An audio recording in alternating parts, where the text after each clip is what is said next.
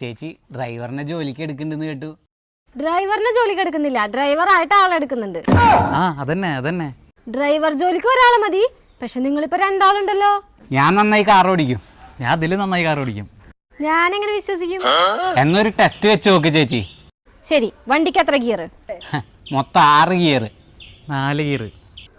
ഒരൊറ്റ അലക്കങ്ങ് തന്നാണ്ടല്ല, വണ്ടിക്ക് ഒരൊറ്റ ഗിയറേ ഉള്ളൂ. കണ്ടിട്ടില്ലേ ഇങ്ങനെ ആക്കണ സാധനം?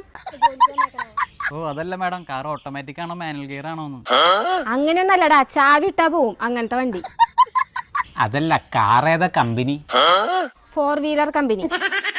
കാർ മാരുതി ആണോ ഹുണ്ടായി ആണോന്ന്? അനാവശ്യം പറഞ്ഞ ജോലിക്ക് എടുക്കില്ലട്ടാ.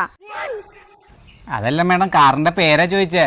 ഒരു കാറിന് വെക്കാൻ പറ്റിയ പേരാണ് അതൊക്കെ. അത് പോട്ടെ, നിന്നെ എനിക്ക് ഇഷ്ടപ്പെട്ടു, നീ ജോലിക്ക് കയറിക്കോ.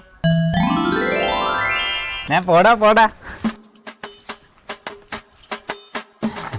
കുറച്ച്